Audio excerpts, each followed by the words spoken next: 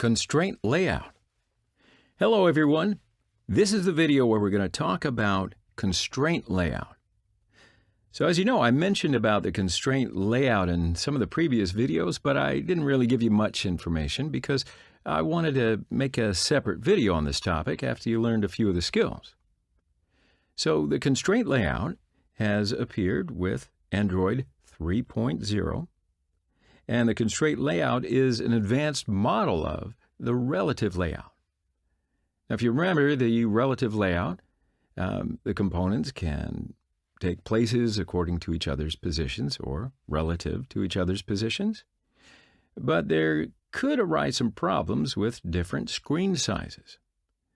So we won't be able to, get the full performance for different screen sizes in that relative layout. But with the constraint layout, we will not have that type of problem.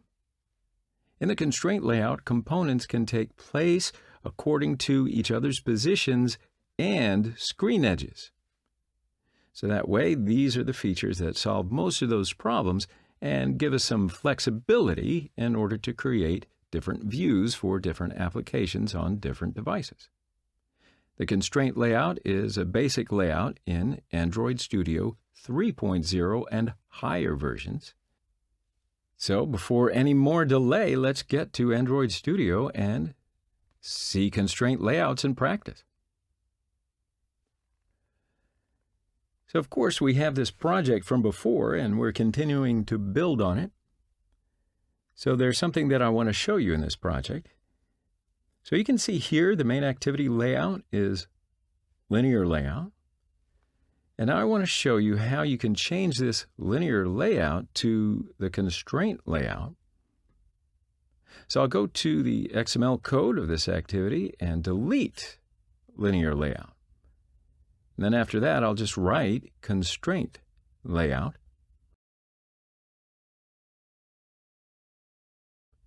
And that's it. Now we have a constraint layout. So also I want to show you that when you open a new project or a new activity, the constraint layout will be the basic layout. So I will create a new activity. And also you can see how to create a new activity. So first I'll just click the app folder and I will go to the File, New, Activity, and choose Empty Activity. And then, of course, this will create another activity like the main activity. Now, I need to give it a name. Android Studio gave it main2 activity automatically, but I think I can change that. I'll give it a name, Constraint Layout. That way we remember our path. And this is just the activity name. It doesn't affect the activity layout type, right? Also, I'm going to click the Launcher activity.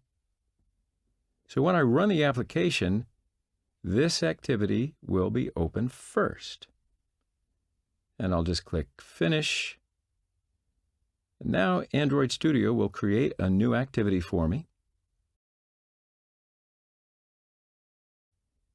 And what you see here in this activity is the constraint layout is the basic activity. So how'd that happen? How does Android Studio use the constraint layout as its basic? Because constraint layout is way more useful with the different screen sizes. Now, of course, you can choose whatever layout you want to work on, but if you learn how to work with constraint layout, you will not want to work with any of the other layouts. It also depends on what type of application you're going to develop. So I will add a new button on the activity. When I add this button on the activity, Android Studio gives me a warning. This view is not constrained vertically. So what does that mean? When I add a new component on the activity, I'll need to give it constrained values.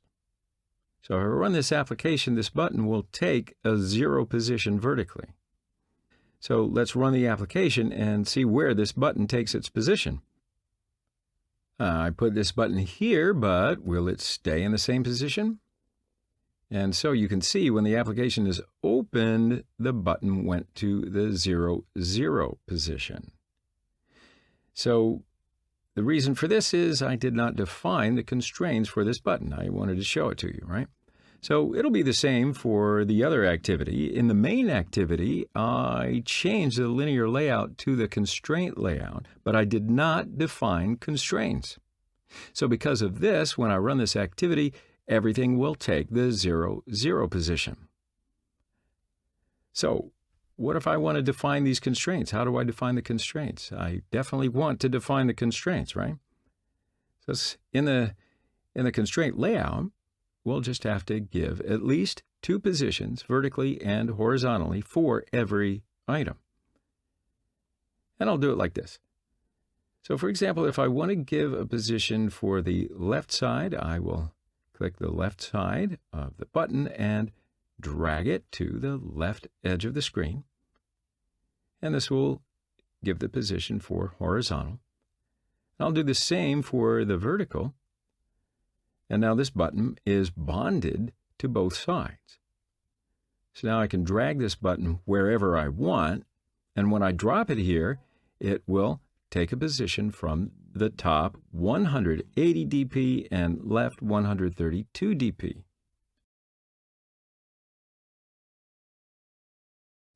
So let's run it again and see what will happen.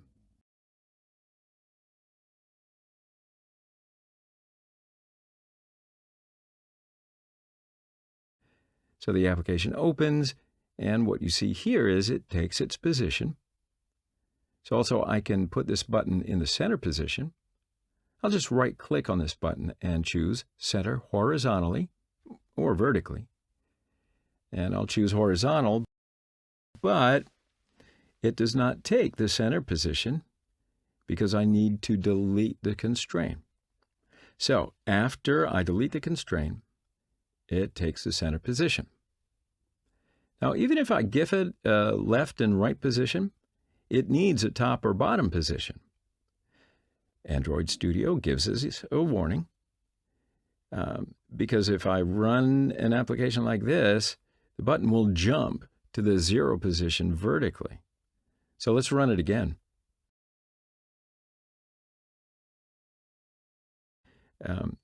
So you see when I click this run icon, the button takes place center horizontally, but takes the 0 position vertically. Now if I right-click again on this button and choose center vertically, it will take up its center position. So let's run it again.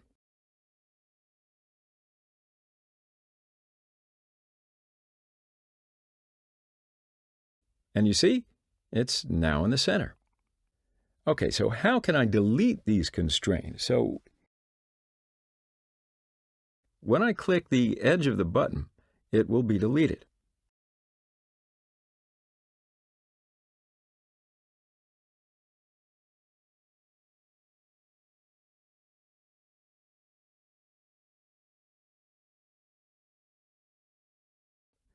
Now I will add constraints for all the sides.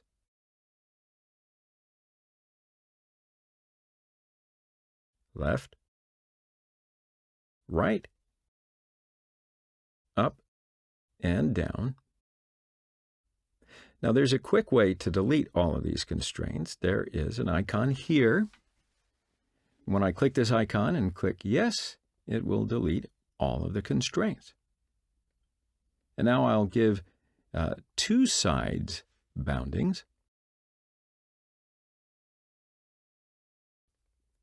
And after I bound it, I can drag it everywhere. Okay, so you ready to add another component? Let's do that. I will add a text view, and I put this text view here. So now we have one button and one text view.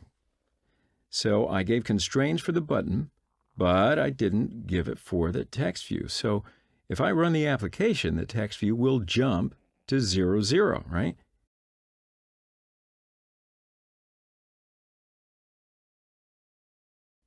And as you can see here, text view is now in the start position.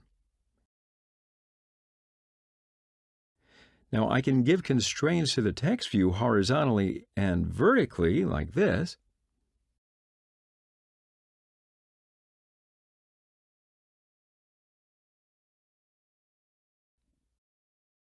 And I can change sizes like this. But of course, there is another way. So I can give constraints to this text view according to the button. So let's delete this from here, and I will bound this text view to the button. All right, so now text view will keep its distance correlating with the button. Now, what do you suppose the advantage of this is? So when the application runs in different screen sizes, the position will still be kept.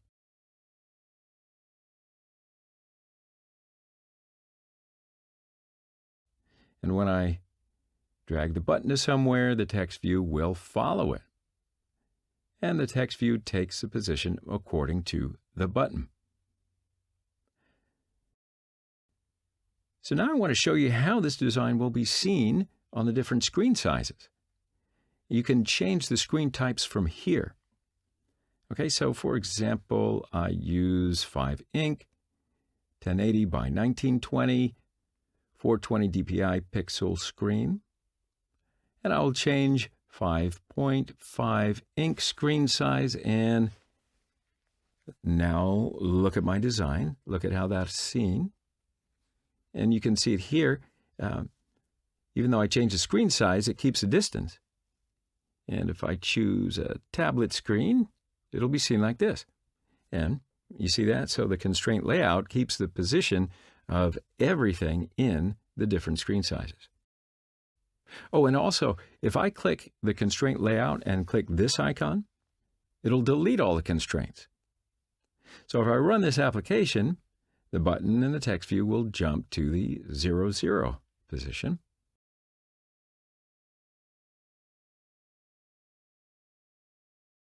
And you can see here the text view is behind the button. So let me add another text view.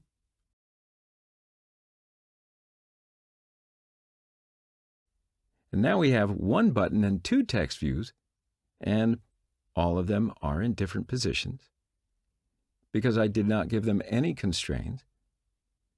So if I run this design, all of them will jump to the start position. Now, let me show you an easy way to give these constraints all together. So there's a button here. Yeah, it looks like a magic stick, all right. Now, if I click this button, Android Studio will take care of all the constraints automatically. I don't need to regulate it myself. So let's run it again and see what will happen.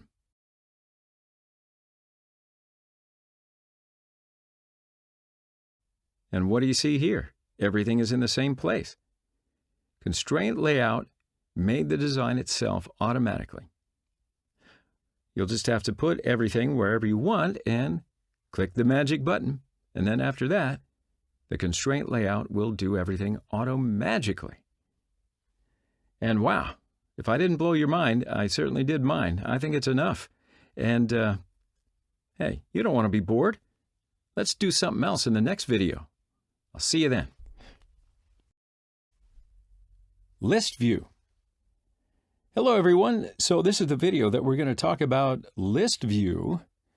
So ListView is of course used to show a list of items to the user.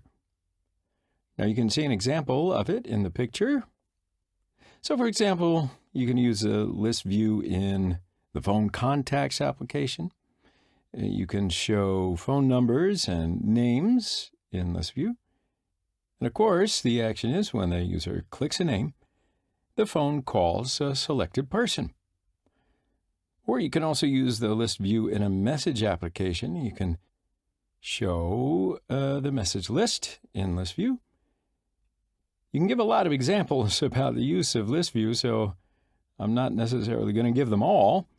But the logic here is you will show a list of items in ListView, And when the user chooses an item on the list, it will do a particular action.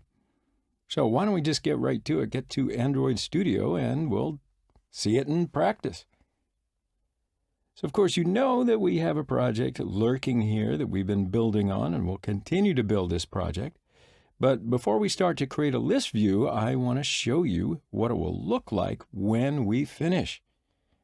So you can see here, there is a country list.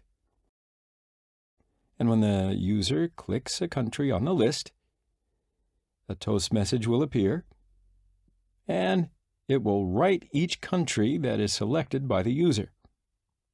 So let's see how we can do that. So here we have a constraint layout, and I will add a list view to this layout. And where is ListView? Well, it just happens to be under the legacy section. So I'm going to drag and drop this list view. And now we have a list view. So after that, we need to fill in the list view. So we'll need a list of a few items. So what is our list of items? It's country names, that's correct. And I will create an array with country names. Remember, where do I create arrays? I'll create it inside the strings.xml file under the values folder. And I'll open the arrays.xml file. And I created an array with country names before. And because I don't want to take too much of your time, you can do that yourself. And all you do is just write the string array and give a name to your array. And then after that, you'll just write every country name between two item XML codes.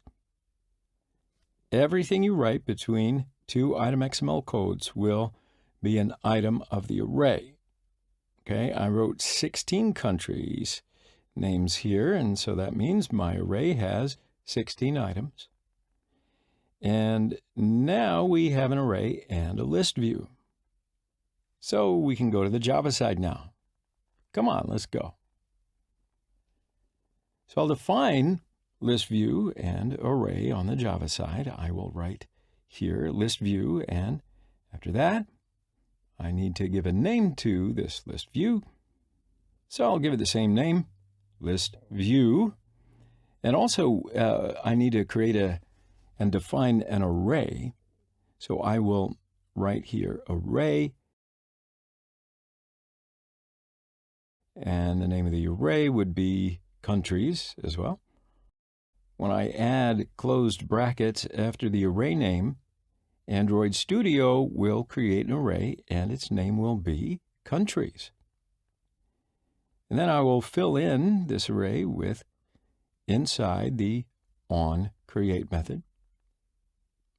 Now we'll write inside the onCreate method, ListView equals find view by ID. And what was the ID of the list view?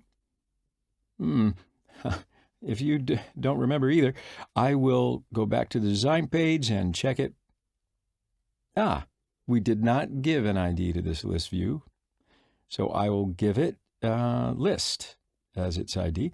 And now I can go back to the Java side.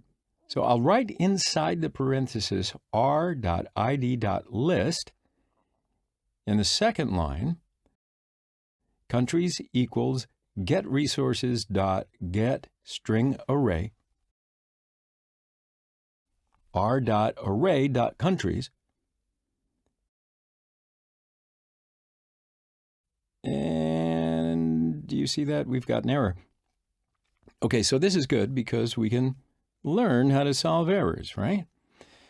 Okay, so what is my error?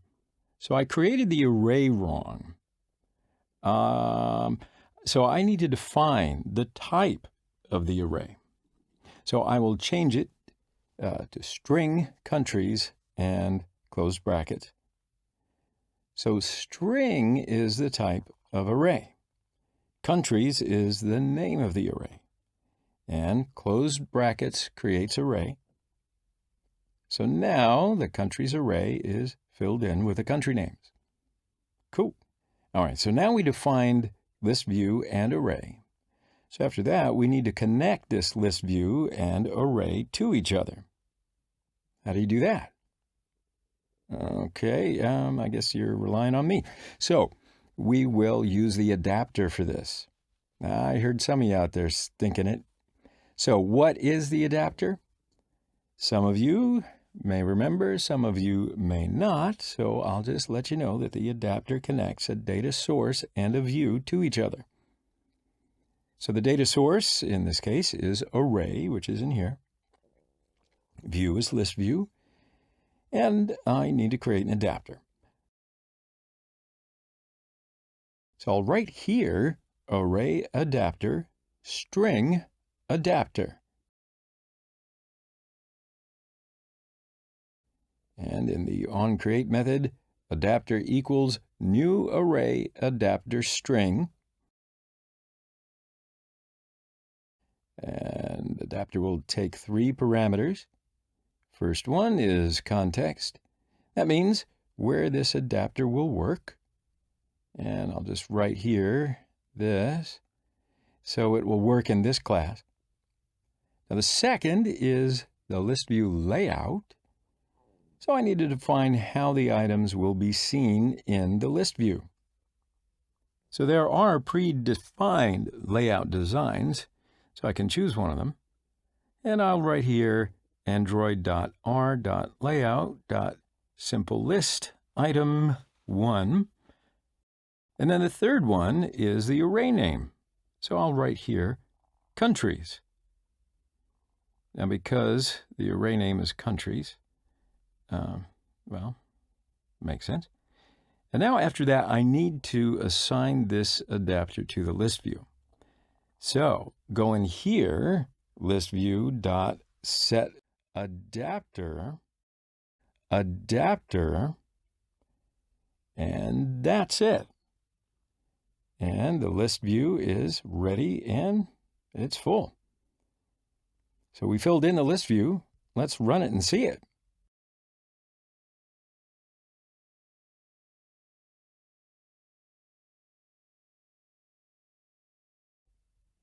All right, so the application is open.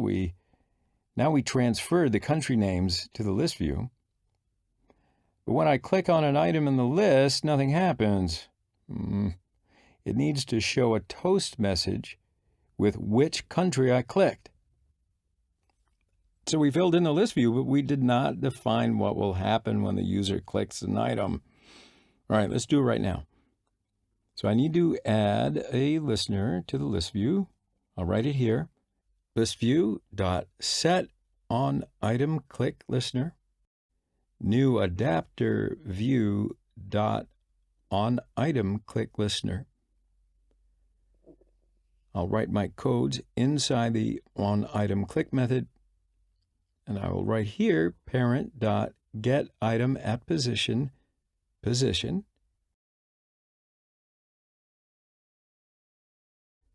When I click an item on the list, it will return an integer. So if I click on the first item, it will return 0.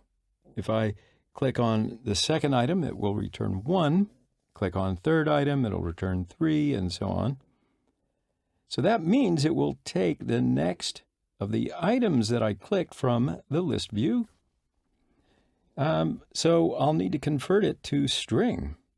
So I will add dot to string. And now, so we took the text of the item I clicked and convert it to the string. And after that, I need to assign it to a string container. And I will create a string with its name as country. And now I can create a toast message.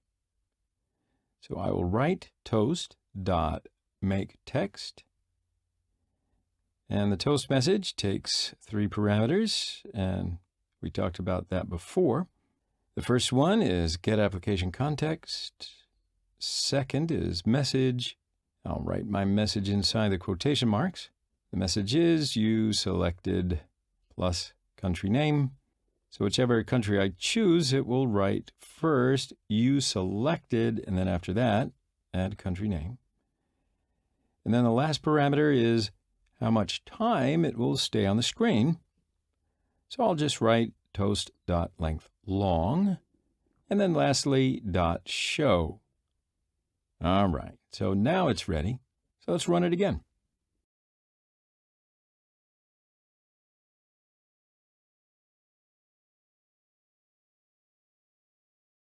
Application opens. So when I click England, it writes in the message, you selected England. And when I click Netherlands, it writes you selected Netherlands. Let's click Germany, and it writes you selected Germany. And I'm sure it'll continue on like that. So that's perfect.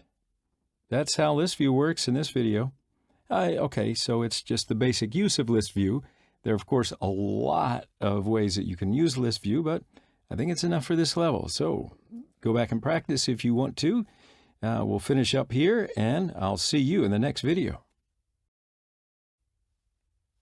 RecyclerView. Hello, everyone. So in this video, we will speak about the RecyclerView. So RecyclerView is an advanced model of ListView. So as you know, when we spoke about ListView in the previous video, we covered most of its basic function. RecyclerView is used to show a group of information to the user, like ListView. And when the user clicks one of the sort of information groups, RecyclerView will do a particular action. Okay, so RecyclerView gives the developer more comfortable, shall we say, working features. You can see it here on the right side picture. This is RecyclerView. So it'll do an action when the user clicks one of these items. Also, you can do your design in RecyclerView as well. So the list view shows information from top to bottom. RecyclerView can show you information both from top to bottom and from left to right. So let's go to Android Studio and see how to create a RecyclerView in practice. All right, my friends. So first of all, I want to show you the finished version of the application that I've made with RecyclerView. So as you can see, here are the country flags in a circular image view. And again, here are the country names and the related flag information. Now, of course, this information is displayed in the recycler view here. So we will also create a card view, and that design will be here as well. So we'll always try to use RecyclerView in conjunction with CardView. And you can increase the number of categories here. So also, when we click on any category, a toast message will be displayed indicating that we clicked on that category. And the final version of our application will look just really similar to this. You might customize it a little bit differently, but it's generally going to look like this. So I'll tell you that RecyclerView offers us a more flexible operation compared to the ListView component. So if you notice, here we can curl the corners of card design. We can leave a space between the cards. We can color the cards. So in general, our RecyclerView application will kind of look like this. So let's start making our project. So first I'm going to create a new project. Click on the File tab in the upper left corner. Click on New, New Project. And after selecting Empty Activity from the page it opens, I'll just click the Next button. I'll make the name of the project RecyclerView Example. But of course, you'll be able to type any name. I'm not looking, I promise. The package name will be, as shown here. I don't want to change the location where the project will be saved, but of course that is up to you. Just remember, and then you can click here.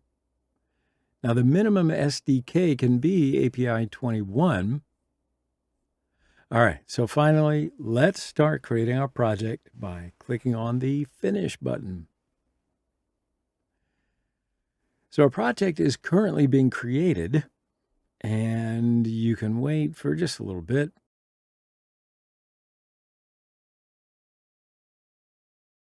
And sure enough, as you can see, our project has been created. So first, let's go ahead and do the design of our application. So to do that, I'll open the activity main.xml, and we can close the project directory just by clicking the icon here. I choose the Show System UI option. So the design area will look like a phone screen. So now let's delete the ListView component here. All right, so I've completely emptied my design area. We'll add in a RecyclerView component to the design area. For this, I'll choose a RecyclerView component from the palette. And here I have to tell you this. In order to use the RecyclerView component, you will need to add the material design library to your project. I'm sure you don't remember, unless maybe you've heard about it, but in previous iterations of Android Studio, we had to manually add this library to the dependencies section in the Gradle build file in the project directory. But with all the new updates, the material design library is now automatically added to the project. And that means that we can just go right ahead and use the RecyclerView component directly. Excellent, excellent. So if you see a download button right next to the RecyclerView component here, just click on it, and that'll add the material design library required to use the RecyclerView component to your project. Otherwise, you won't be able to use the RecyclerView component, right? And of course, if you're using the current version of Android Studio, the material design library is automatically added to your project, and you can just use RecyclerView component just like we're doing. So now I'll drag the RecyclerView component and drop it on the design area. And what do you know? It takes up the entire design area. Since our root element, that is the bottom layout, is the constraint layout, I have to determine the constraint values of the RecyclerView component. So for that, I can just pin the RecyclerView component up, right, down, left from the layout part in the attribute section. Also make sure that the constraint values remain 0, and that way they'll fill the screen completely. All right, cool. Now let's set the ID of the RecyclerView component. I'll write RecyclerView to the top ID section. You can specify the ID as you wish. I'll create the ID just by pressing Enter on the keyboard. So actually, this is the design of the main activity. If we want to show some data in the RecyclerView component, well, we'll have to make a separate design for that later. Now, as we carry on with our course, we will import this design into the RecyclerView with an adapter class. But at this point in the design, it's just going to be a card view, all right? So let's get started making our design. First of all, I have to create a new design file. So for this, I'll select the layout folder under the resource folder from the project directory and right-click with the mouse. And here I'll choose New Layout Resource File options from the drop-down menu. And here we'll just determine a name of the layout design that we will create from the window that opens. Write card design in the file name section here. You can give any name that you want. However, leave the root element as constraint layout. Cool. All right. So I'll press the OK button without changing anything else. And as you can see, a new design file has been created under the layout folder. So whatever design that we want to appear on the screen, we must design it in this layout. Now we can start making our necessary design. We can close the project directory, and we'll move the design area a little closer. So first of all, we'll add a card view component to the design area. So if you type card view into the search bar in the palette, you can see the card view component. So what I just explained for the RecyclerView, that is the material design library, has been added to the project. So it's also valid for card view. And, just to make your study complete, in previous versions, we could use the card view component manually by pressing the download button right here. So if you are working with an older version, that's probably what you're looking at. But now it's automatically implemented in the project. So I'll drag the card view component and drop it in the component tree area this time. And you can drag and drop components into the design area or the component tree area. So as you can see, the card view component took up the entire screen. And if we look at the application once again, we can see the area covered by the card view component. So in other words, the height of the card view component will be just like this. It'll take up this much space on the screen. So we'll set this up in a moment. Now let's add the image view and text view components to the design area. Now, at this point, I got to say that we're not going to directly import components into card view. First of all, we will place a layout inside the card view component. Then we will transfer the components into this layout. You follow? So for this, I'll choose one more constraint layout from the palette and drag and drop it into the card view component. So now let's determine the height of the constraint layout component. I'm setting the layout height value to 75 dp. We must also set the layout height of the card view component to wrap content. Now, as you can see, the height of the card view component is about 75 dp. And another point that you'll need to pay attention to here is you should change the height of the constraint layout component, which is the root element, to wrap content. Otherwise, only one card view component will appear on the entire screen. Right? So after doing all these operations, we can transfer the image view and the text view components to the design area. Notice that there are one image view and two text views in the design area. The image view components are circular, not square. So our images will look a little rounded.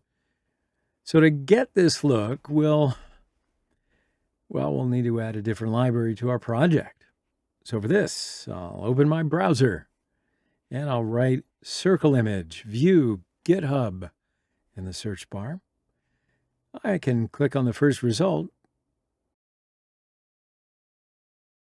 and scroll down the opened GitHub page, and you can see the necessary library to show your images in circular form. So we have to add the library here to our project. I choose the library here, and I'll just copy it. Now I can open the build Gradle file under Gradle scripts in Android Studio from the project directory. So here we'll just paste the library that we copied into the dependencies section. Then after doing this, I can press the Sync Now button in the upper right corner of the interface. That way we'll add the relevant library to our project. Cool. So as you can see, sync is now complete, and we can proceed with our design. All right, so first we can add an image view into the constraint layout component. And of course, this time we'll not select the image view component from the palette. If we select it from the palette, we'll get a square image view instead of a circular view, which is what we're going for. So to add that circle image view, I'm going to select the split option on the right and open the section with the XML codes. So this way I'll create the circle image view component in the innermost constraint layout. After creating the less than sign and typing DE, we can access the circle image view component. Now you can create the circle image view component by selecting this component and changing its related properties. Now there is a second method to do this. On the GitHub page where we've provided the relevant library, you can copy the XML code block here and paste it into the tags of the constraint layout component in the design area.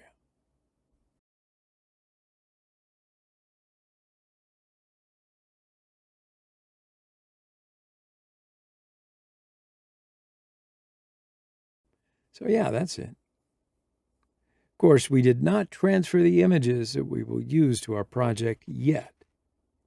For now, let's move the country flags to the drawable folder. I'll select the drawable folder in the project directory. After right-clicking with the mouse, I'll select the Show in Explorer option.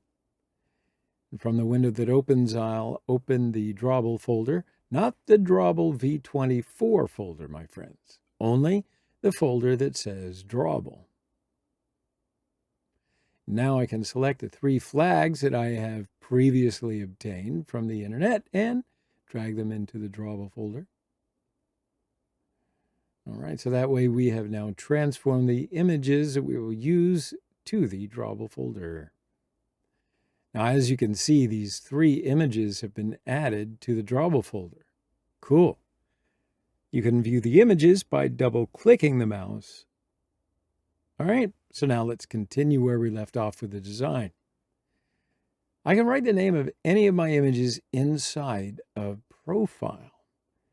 If you notice, we have determined the height in the constraint layout of the component as 75 dp, but here the height of the image is 96 dp. Therefore, part of the image is not visible on the screen. So what I'll do is I'll change the height and the width of the image to 60 dp. Notice that the components are marked in red because we're using the constraint layout and we haven't pinned the components yet. So we still haven't set their constraint values. If you want, we can determine the constraint values now. So I'll choose the card view component and pin it to the left, right, and up. So now let's pin the circle image view component and pin it to the left. Also, I will center the circle image view component vertically. I'll right-click with the mouse and select Center Vertically. And that way we have now centered the image view component vertically. Notice that the margin start value of the image view component, you see that? It's 0 right on the left of the screen. There it is, 0. Well, I'm going to want to leave some distance here, don't you think? So what I'll do is I'll make the margin start at 5. Now let's add some text view components. I'll select the text view component from the palette and drag it to the component tree. And when you drag the components to the component tree, the components are positioned in the upper left corner of the design area. Cool, so let's pin this. Now let's add the second text view component. So what we'll do is we'll determine the constraint values of the text view components. I'll pin the first text view component to the left. I'll choose the second text view component and pin it to the left. And I'll now select both text view components, right-click with the mouse, select Chains, Create Vertical Chain as my option.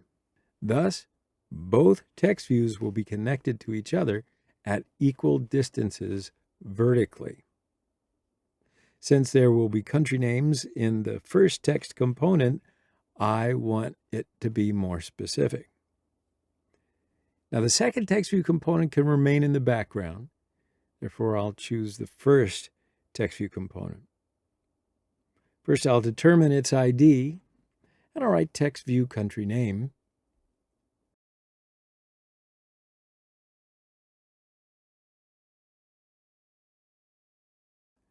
Now, let's increase the text size.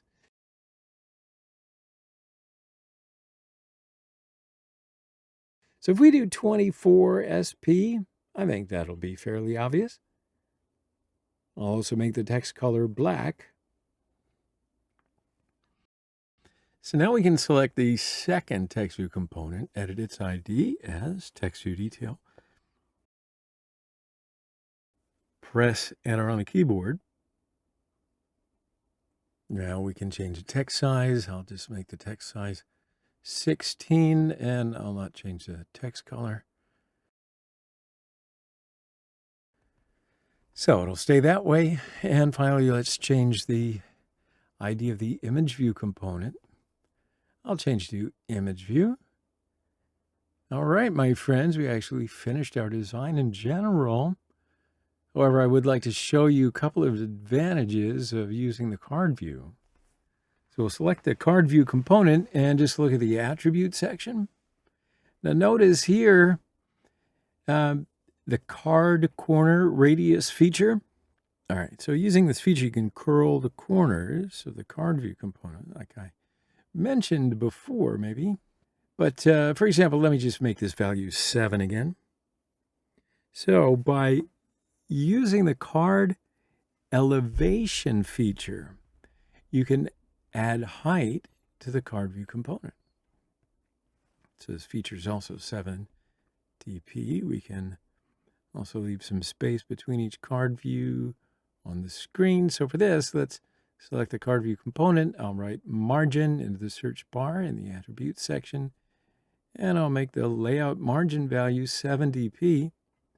And as you can see, there is some space around the edges of the card view component.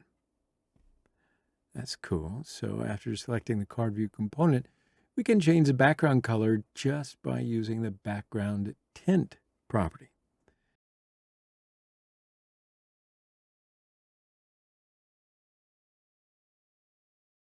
You can choose any color that you want to from the color palette here.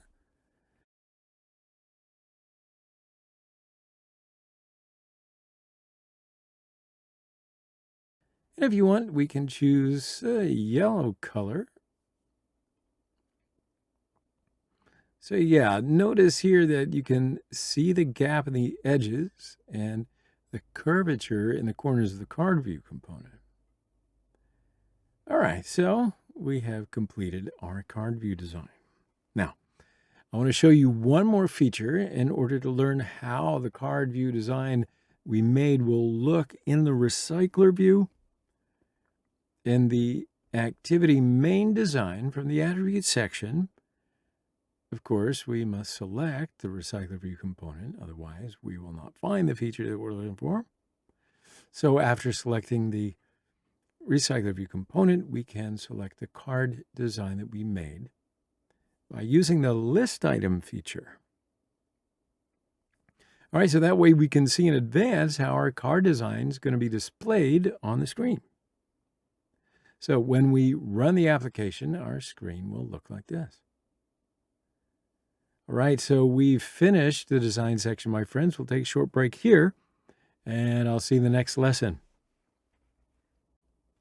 Well, hello, my friends. So in the previous lesson, we completed our design. So we'll do what we'll have to do for coding in this lesson. So I hope you're ready to get started. I'll open up the main activity.java class. Now, first we've got to define the components that we've made. And of course, we will define only the RecyclerView component in the main activity. We'll define the components that we use in the card design in the adapter class, and we're going to create that shortly. So for this, I'll write private RecyclerView, and I'm creating an object called RecyclerView. So now in the onCreate method, I have to match the RecyclerView with its ID. So for this, I'll write RecyclerView equals findViewById. I'll write r.id.RecyclerView in parentheses, because we gave this ID to the RecyclerView component in the design area. So also I'll need to determine how the data will appear on the screen. So I've got to determine whether the data will be displayed to the user in horizontal or vertical format. So for this, we can use the RecyclerView.setLayoutManager method. Then after writing new in parentheses and press the Control and Space button, we come across many different options. So if you use the Linear Layout Manager method, your data will be displayed to the user in a single column from top to bottom. And in this case, it will be sufficient to just write context in parentheses. Now, if you use the Grid Layout Manager method, your data will be sorted from top to bottom, but you'll also have the chance to specify the number of columns. So you can view your data in 2, 3, or more columns. In this case, you've got to write the context and the number of columns in parentheses. And finally, if you use the staggered Grid Layout Manager method, you will be given a chance to display your data vertically or horizontally besides the number of columns. So in this case, we've got to specify the number of columns and the way the data is displayed in parentheses. All right, my friends, so those are the 3 different methods to display data on the screen. All right.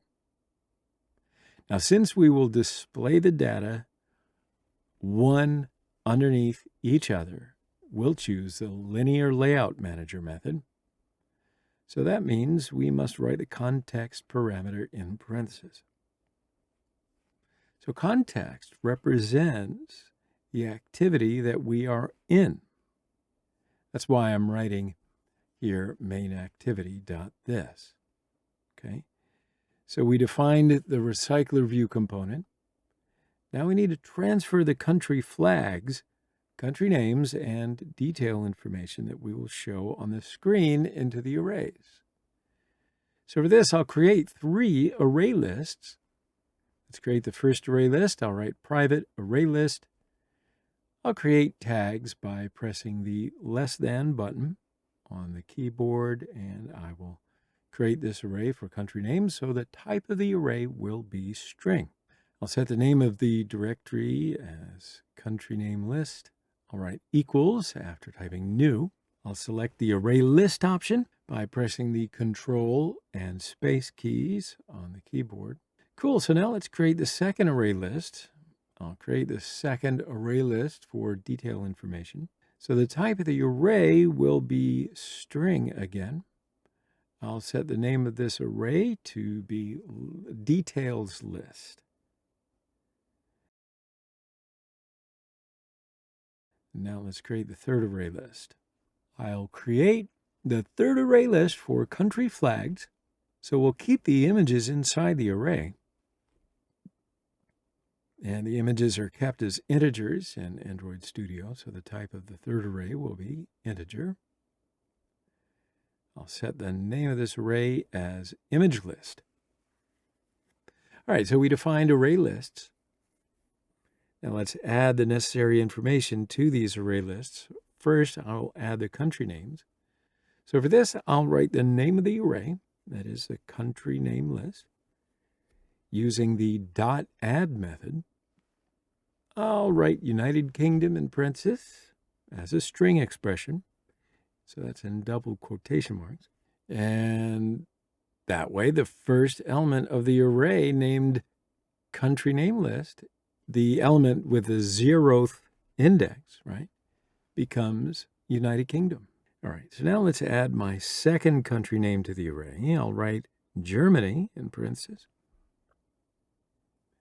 And finally, we'll add the third country name to the country name list array. I'll write United States of America in parentheses. So now we created our first array. Let's add the elements of the details list array. So I'm writing details list.add. I'll write a sentence like this. This is the United Kingdom flag in parentheses. Now I'll copy this line of code and paste it twice.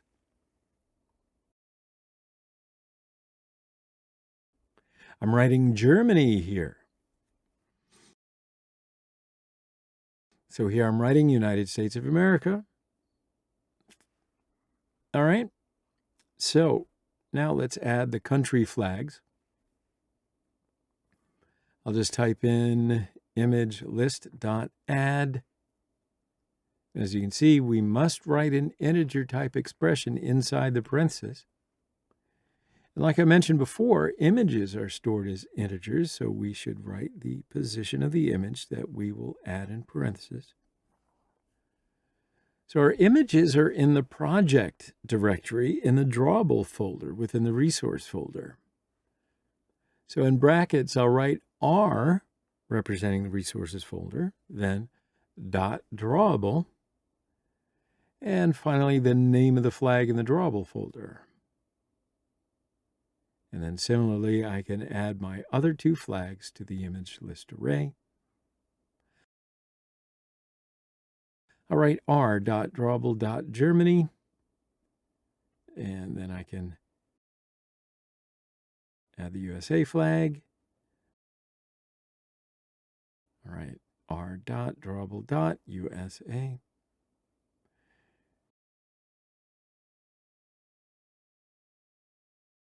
Okay, so we've added all the necessary information to the arrays. So in fact, that's all we'll do in the main activity for now. So we can show these images on the screen. For this, we will need an adapter class. If you remember, we needed an adapter class to use ListView. So that means in the next tutorial, we will see the GridView component. And we will create an adapter there as well. All right? So let's just create the adapter class without wasting any more time. So first of all, I just create a new class. For this, I'll select the project package folder and right-click with my mouse, select New and Java class from the pop-up. And now we have to determine the name of the adapter class that we will create. So I'll define the name of the class as RecyclerAdapter. Create my adapter class by pressing the Enter button. And first we'll need to create 3 array list in the adapter class, just like in the main activity. So with this, I can copy the arrays that we created in main activity, paste it into the adapter class. Now I'll create an object from the context class to use the properties of the activity in this class. So by using the context object, we'll be able to show the toast message on the screen by clicking any of the cards. And now we'll create a constructor for this class. So I'll right-click with a mouse, I'll choose Generate Constructor. I select all variables and click the OK button. So that creates for me the constructor. So we can now delete these sections. We won't add anything to the arrays here.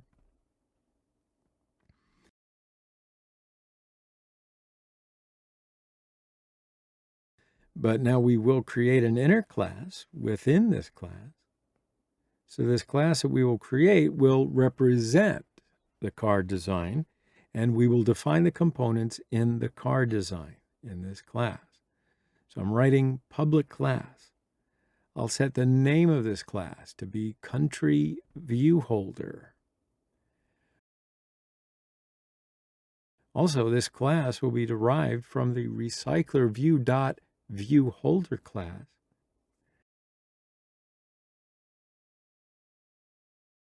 But wait, what's this? Android Studio warns us because we need to create a constructor for this class. All right, so for this, I'll just click on the light bulb here on the left, choose Create Constructor, Matching Super option, and boom, just like that, the constructor is created.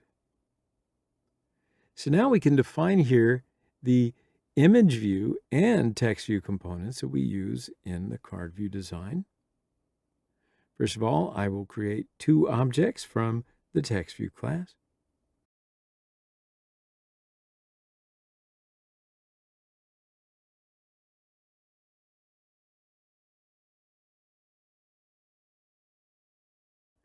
Now I'm creating an object from the image view class.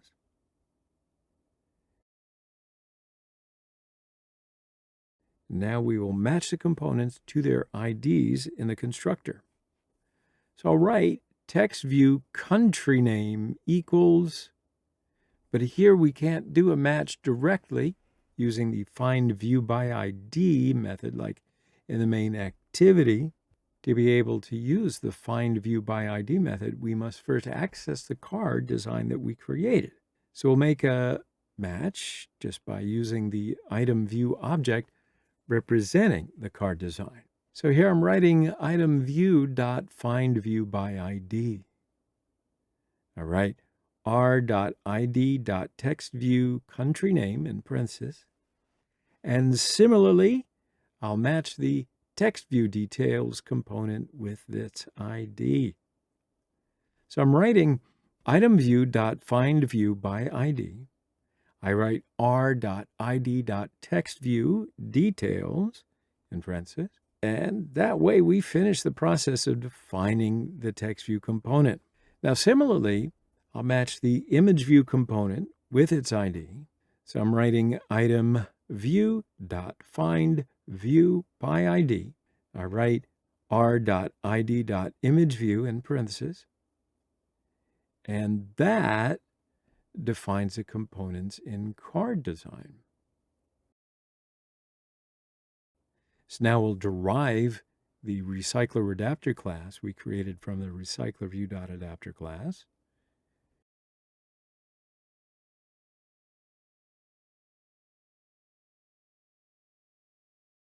So inside the tags, I'll write RecyclerAdapter.CountryViewHolder.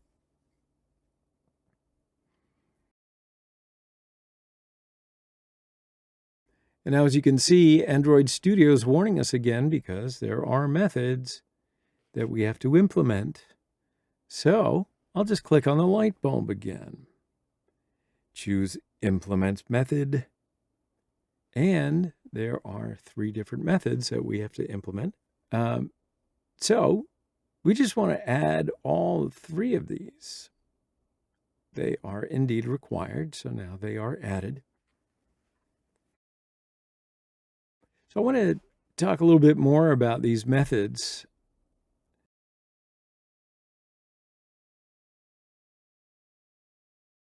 The first method is the onCreateViewHolder method. So as soon as the CountryViewHolder class that we created below has been created, the method gets called. So in this method, we will define the card design that we've made. So it's thanks to this method that we determine which design will be displayed in the Recycler view.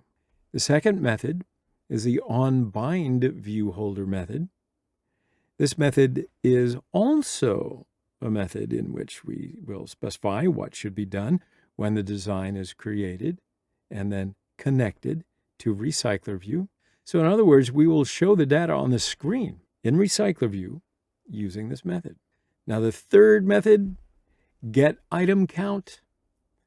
This is the method where we specify the amount of data to be displayed in RecyclerView. All right, so now let's finish the necessary options for the onCreateViewHolder method.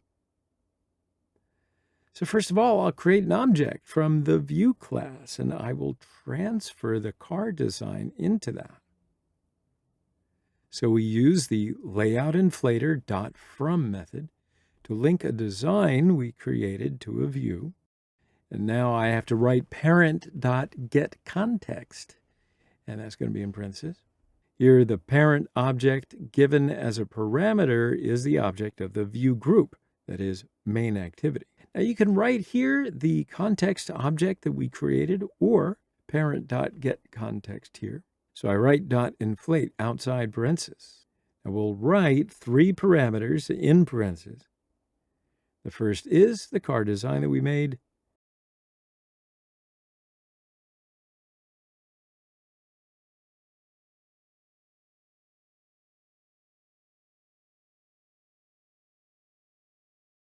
I'll write r.layout.cardDesign.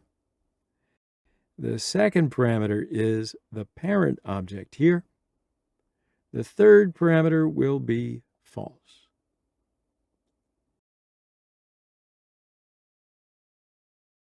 Now finally, because this method will return an object from the CountryView holder class, I write return new CountryView holder.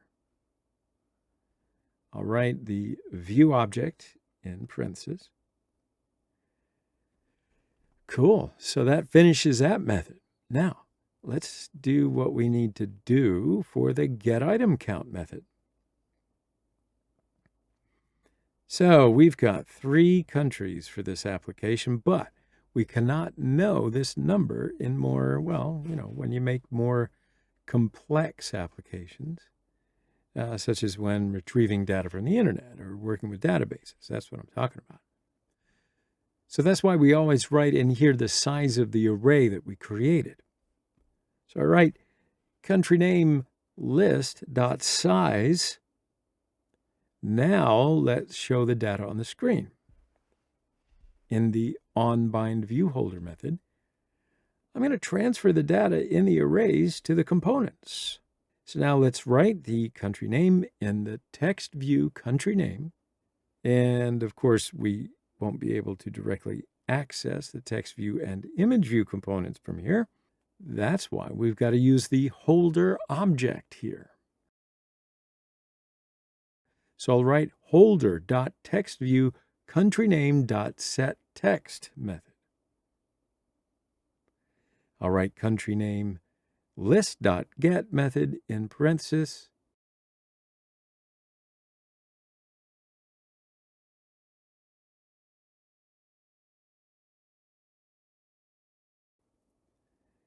Inside the parenthesis, I'll write the variable position given as a parameter.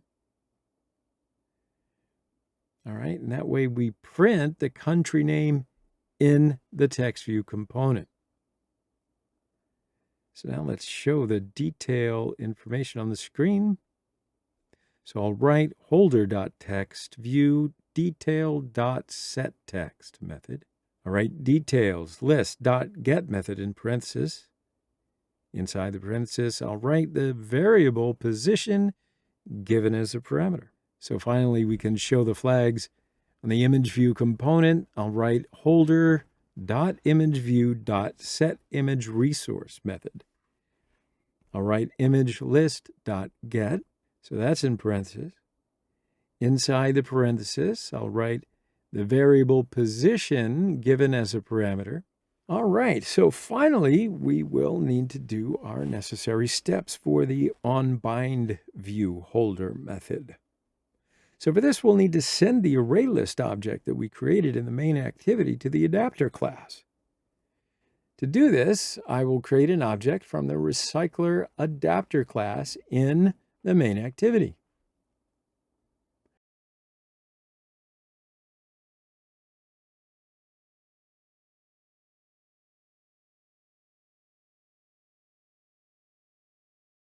I'll define the name of this object as adapter. We will now define the adapter class after the ArrayList methods. So I'll write adapter equals new adapter class. So now I've got to write 4 parameters in parentheses because there are 4 parameters in the constructor that we created in the adapter class. So for this, I'll write country name list as the first parameter.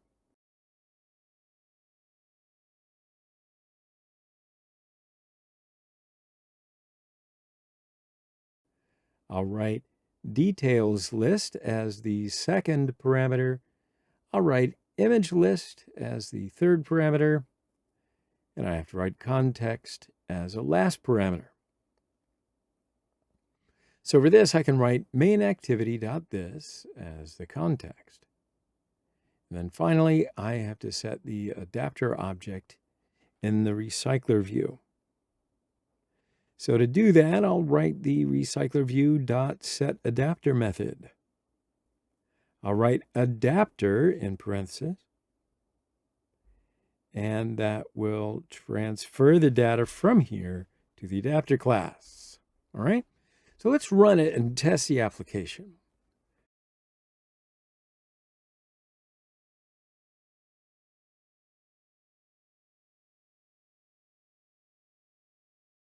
So the application opens, and yeah, so you can see the country flags, country name, and detail information have been created.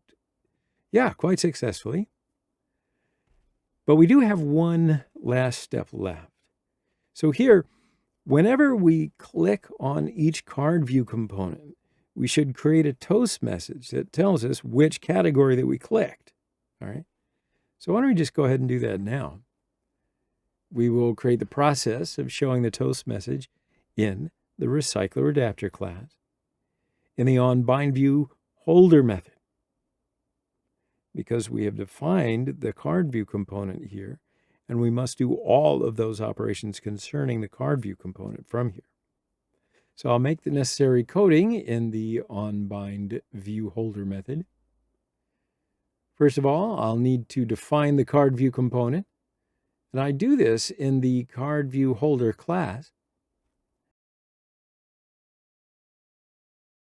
Now I will match the card view component with its ID in the constructor. Okay, so I think we haven't set the ID of the card view component, so let's set the ID. So I'll just type in card view.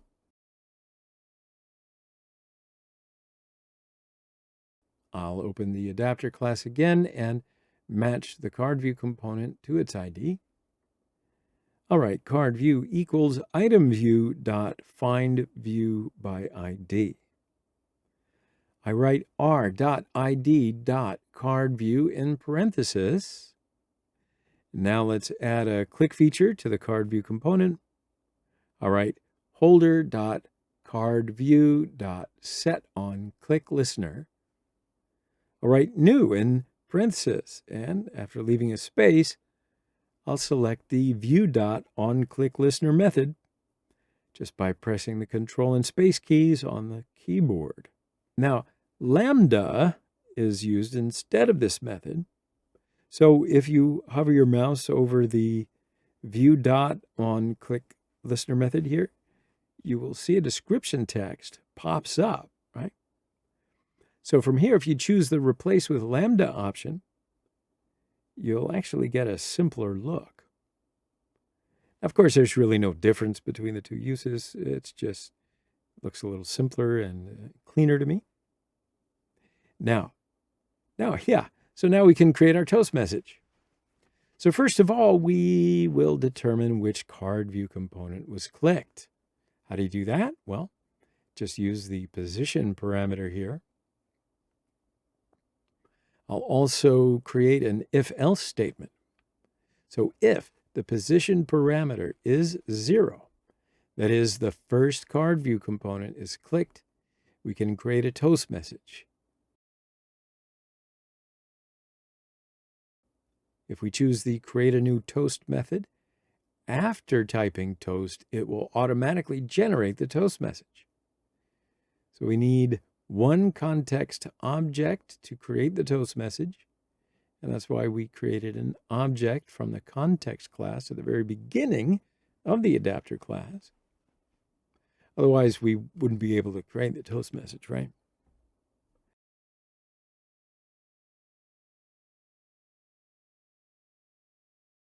All right, so now let's write our message.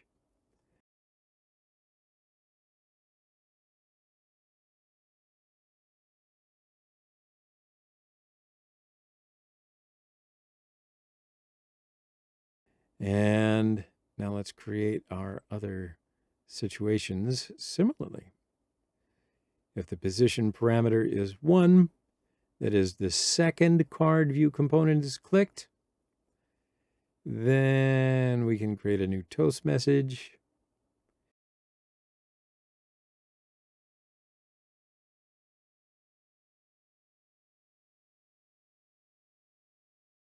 If the position parameter is 2, that is the third card view component gets clicked, we can create a new toast message. All right, so now let's run the application to test it.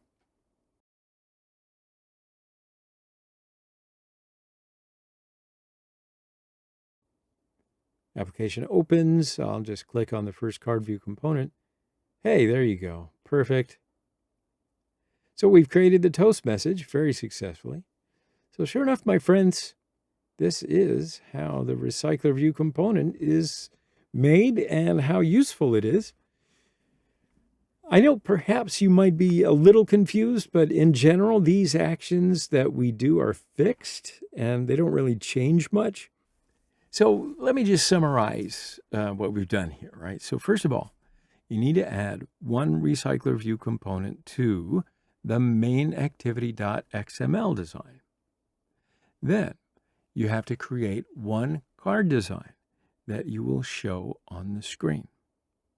You must also create an adapter class that connects the design and the RecyclerView component. And finally, you must define your adapter to the RecyclerView in the main activity.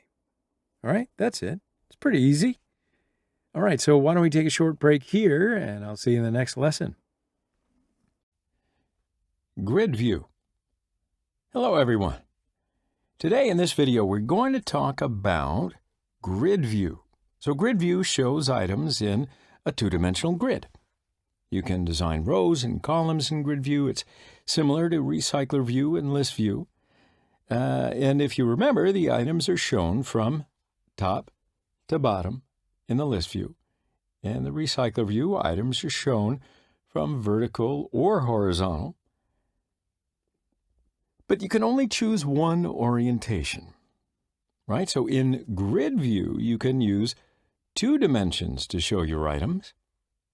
So you can see a GridView design in the picture here. Now you can also see, hopefully, that items are listed both horizontally and vertically. And you can define the number of columns and rows. So let's go to Android Studio and see it in practice. Of course, there is one more thing before we start. I want to show you what the project looks like. Here we have 9 pictures, and under the pictures are written the names of the pictures. And when I click a picture, a toast message shows which animal I chose. Okay, so this is a 3-column grid view. Now, actually, the purpose of all the views is pretty much the same. The aim is to show data. And when the user selects one of them, it will do something. It will do an action. So every view shows data in a different way. Now you can decide which view you will use according to whatever project or application you're developing. So let's continue to develop the project. I will drag a grid view and drop it into the main activity. And right now I will define some of the features on the XML page. And I will define the number of columns. Now I want 3 columns. Now also I defined here the gravity center. I will give an ID to this grid view. Its ID is GridView. And now we have 3-column grid view. And I will define this grid view in the main activity. And I will just write here GridView.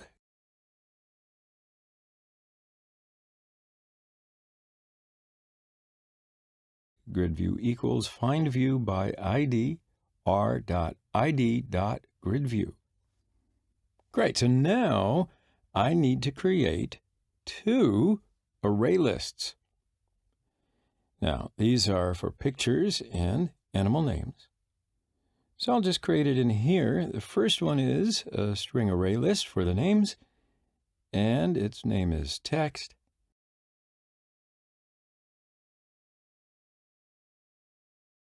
The second one is integer array list for images, and its name should be image.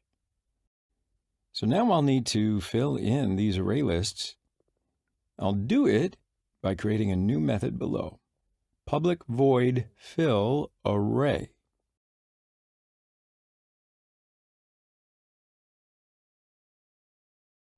And I can start to fill it in. Now I will write here text.add, and inside the quotation marks I will write animal names. I have 9 animals, so I will copy this code and paste it 9 times.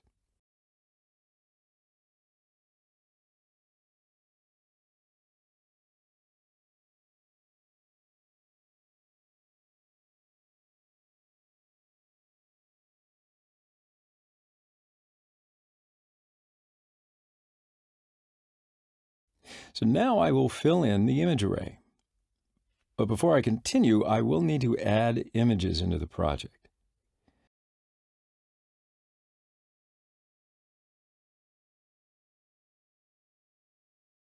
So I'll open up the drawable folder and paste my picture inside this folder.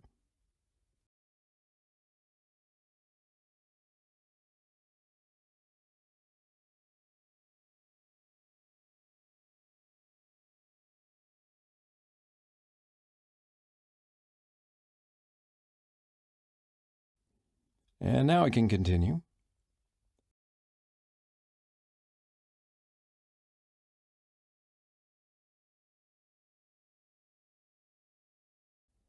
And I will copy and paste this code. I'm going to do that 9 times.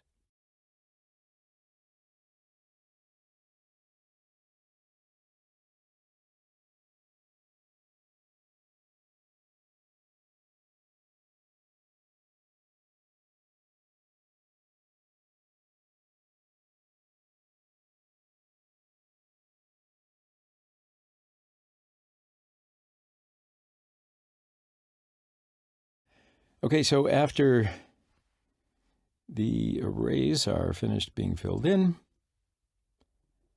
I will call this method in the main activity. All right, so now the grid view is ready. The arrays are ready. We need to create an adapter class. So for that, I will right-click mainActivity.java and select New Java Class. And I'll name this class Grid Adapter.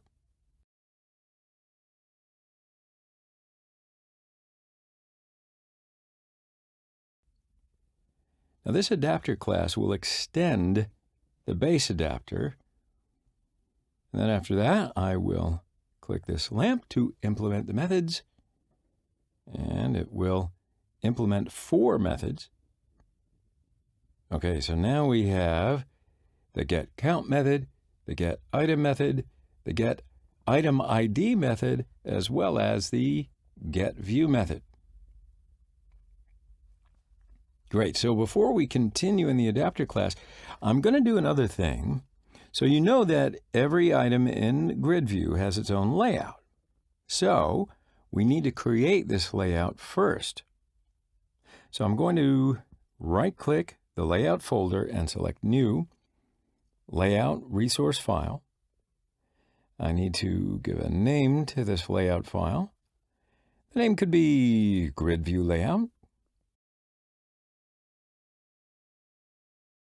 And click OK.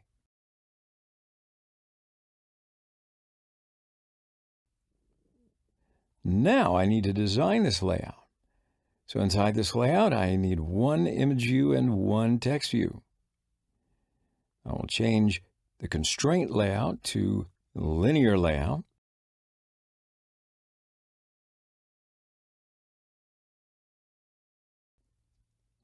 And also I will define its orientation as vertical.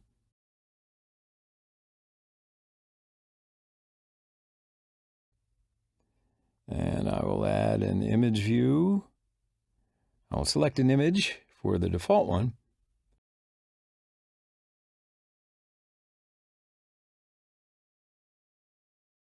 And also a text view. And I'm going to continue on the XML side. I will change height and width of the image view to 100 dp. And the width of the text view can be wrap content. Okay, so now you can see how it looks like a design. Okay, so right now I will change the center of gravity of the linear layout. Also, I'll give a padding value, let's just call it an 1/8. And this will give 8 dp spaces for every side of the layout. So now the layout design is ready, and okay, now I can continue on to the adapter class. So in the adapter class, I'll need to define some variables. First one is context. Second one, I need to define array lists in here too. Okay, so I will copy these array lists and paste them here. And after that, I'll need to create a constructor for this class. And I will right-click here, select Generate Constructor, and select these 3 variables and click OK. Now Android Studio created constructors automatically.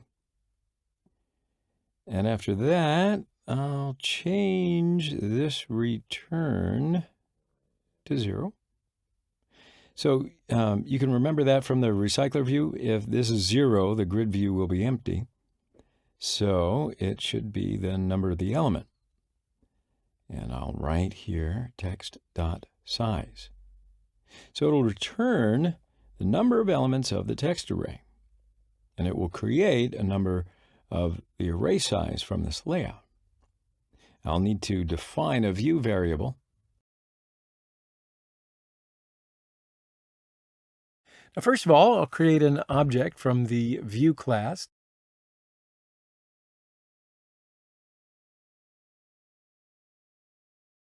We'll use the layout_inflator.from method to link a design that we created to a view. So I've got to write context in parentheses. And you can write in here the context object that we created, or parent.getContext here. So here the parent object is given as a parameter is the object of the view group, that is the main activity. So I write .inflate outside the parentheses, and we'll write 3 parameters in parentheses, r.layout.gridView layout. So this GridView layout is this layout that we defined before. The second parameter is the parent object here. The third parameter will be false.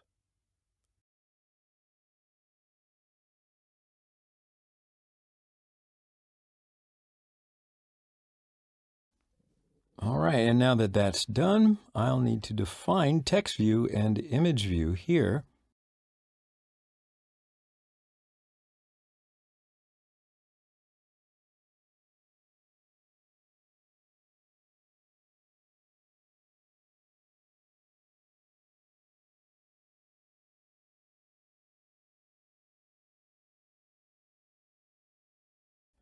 Text view equals view.findView by ID, r.id.textView. Alrighty then, so I have to assign data to these, both of these, text view and image view. So first I will start by assigning text view dot text dot get position, and I will get data from the text array and set it to the text view. Of course, I'll do the same for image view. Image view.set image resource image.getPosition.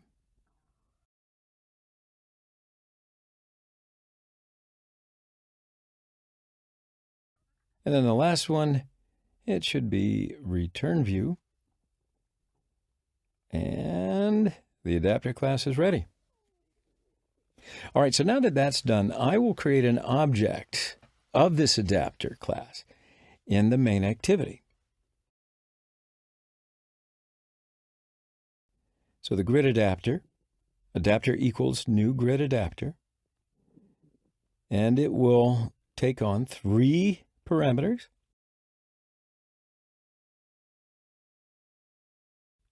First one is this. Second one is text. Third one is image.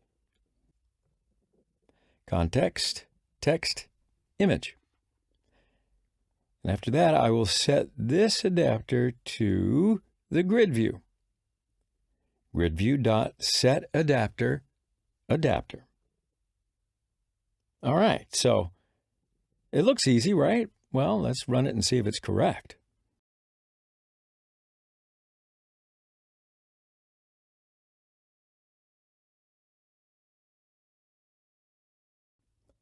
The application opens, and we have 9 pictures, and under the pictures, it's written the name of the pictures. Now, I want to show you something here. I want to change the size of the text view. So it can be 150 dp.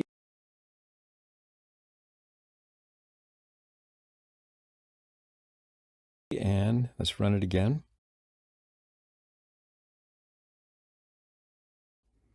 And all of the pictures are bigger now. See, so we just changed one image view size, and all of the pictures are bigger now. So this grid view has 3 columns. Why don't we change it? I'll just write it here, 2. Let's run it again and see what's changed. And now the grid view has 2 columns. So all of the pictures are not actually seen on the screen, right? But it created a scroll bar automatically. So that means you can scroll it from top to bottom to see the pictures. And now we need to do one more thing. So when we click an item, it should show a toast message, right? So that means I need to add a listener. Now I'll add this listener to the grid view. GridView.setOnItemClickListener, new adapter view.onItemClickListener. Inside the onItemClick method, toast.makeText, get application context. And then after that, I'll just need to write a message. And the message is you selected plus text.getPosition. So it'll take the selected item name from the array and then add it to the message, right? And toast.length long. And lastly, .show. So let's run it again.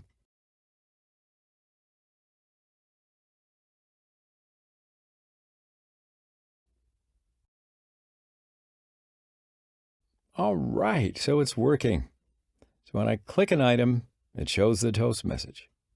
Now, the important thing is here, even though I click the text, it still shows the toast message, right? So the whole layout has listener. Now, you can use GridView to do great designs in your projects. I'm sure that you can be far more creative than I am. So let's finish this up here, and I will see you in the next video. ScrollView. Hello, everyone. This is the video that we're going to talk about ScrollView. So we use ScrollView when the components do not all fit on the screen. ScrollView creates a scroll bar so that we can scroll the screen from top to bottom, from left to right, is very easy to use. So I just want to show you how Android Studio makes it pretty quickly.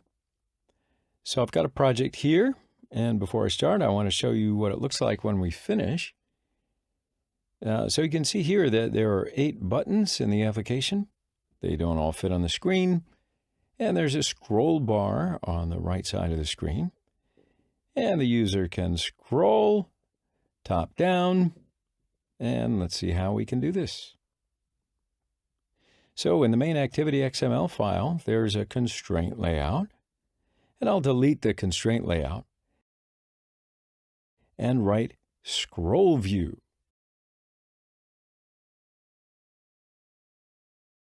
Okay, so now I've got ScrollView. But ScrollView doesn't have a scroll bar right now, because when the components don't fit on the screen, it automatically writes in a scroll bar. So the most important thing here is ScrollView can have just one child. So that means you cannot add more than one component to it. And because of this, we'll need to add another layout under the ScrollView. So I can add other components in the new layout. And for that, I will add a linear layout under ScrollView. And then I will add the other components into this linear layout. So I'll add a button in linear layout. I will change width and height of the button to 150 dp.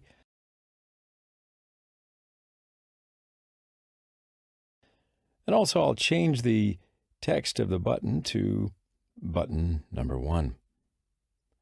And I'll change the gravity of the linear layout to the center.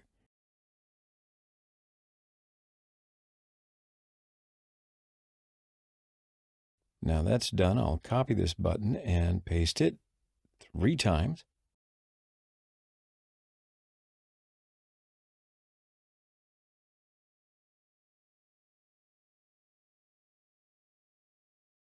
And now I have 4 buttons.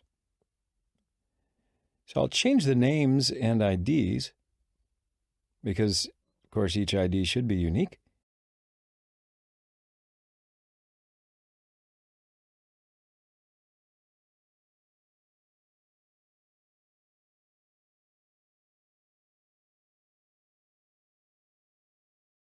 I will run my application in this state.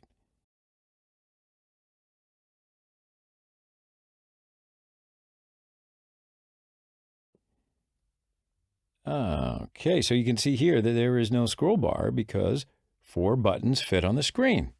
So even when we have scroll view, if the components fit on the screen, scroll bar doesn't appear. So let's just add a couple more buttons and run it again.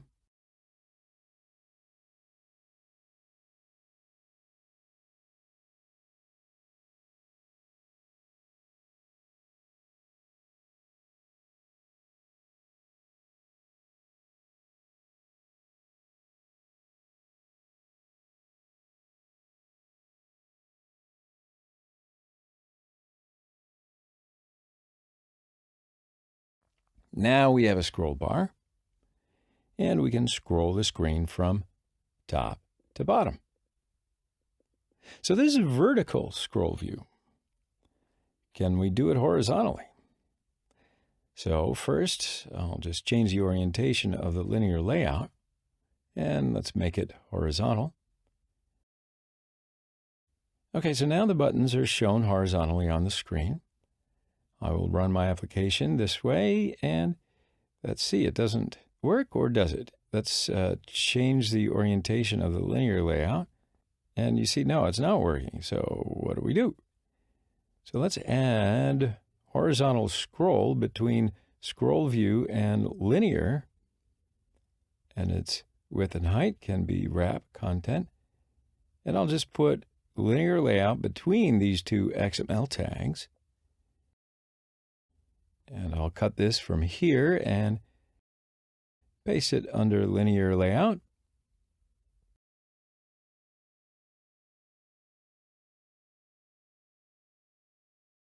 And let's run it again.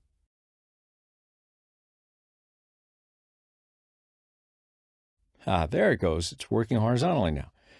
So you can use ScrollView on your application design friendly pages. Until then, I'll see you in the next video. WebView. Hello, everyone. Now we get to the video about WebView. So let's have a little chat about it.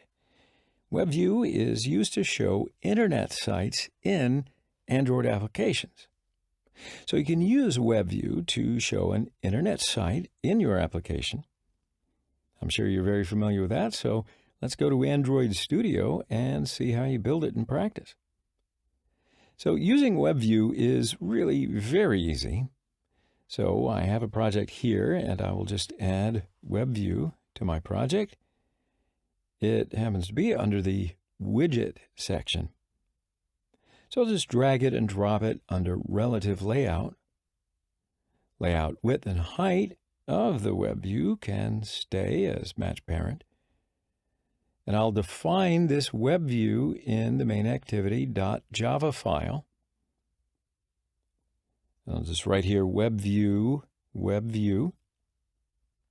And inside the onCreate method, of course, I do need to give an ID to this WebView. ID can be web. So WebView equals find view by ID r.id.web. And now that's done, I will give a URL to this WebView to load the internet site. And I'll just write here webview.load URL and internet address. I want to load Google into this project for now.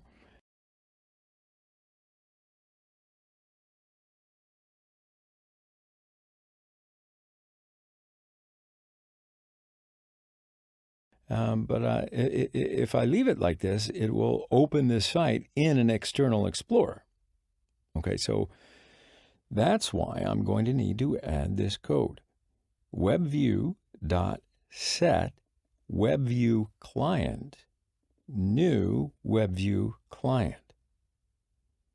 So now after this code is in, it will open this internet site inside of the application. So let's run it and see.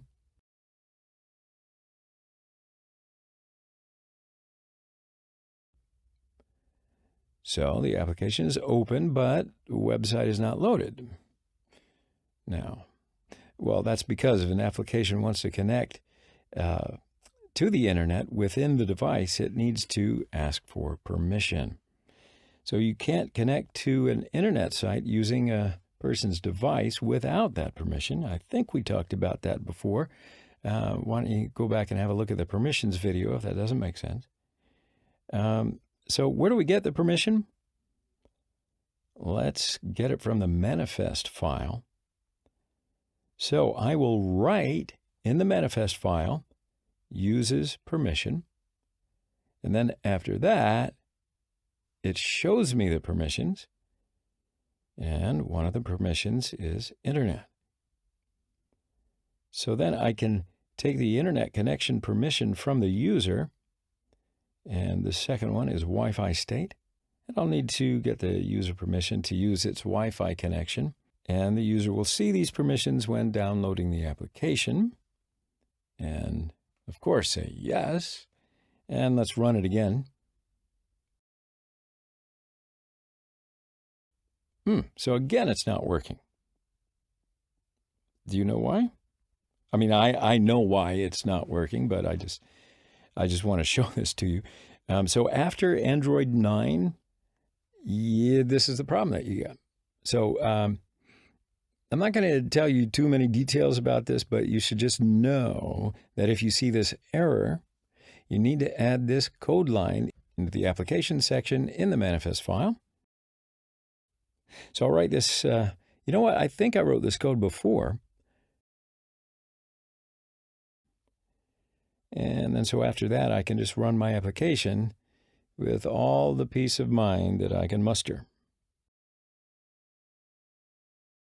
And sure enough, it's working. So now I can connect to Google in my application, and I can basically go to any internet site from here, and I can search for something in here.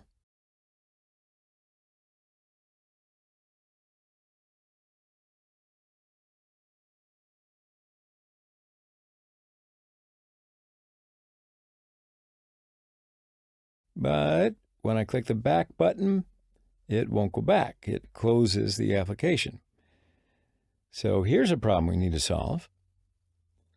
And I can do that in the main activity file. Yeah, so there is a method. Its name is onBackPress method. So this method controls the back button on the device.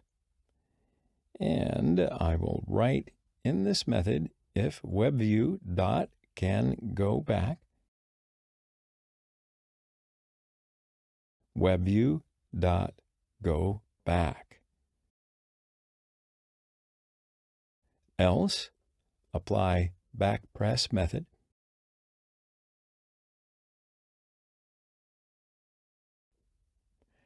So let's run it again with that added.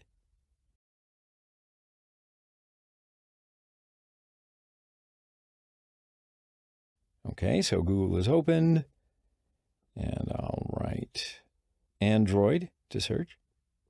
Okay, so it's searched.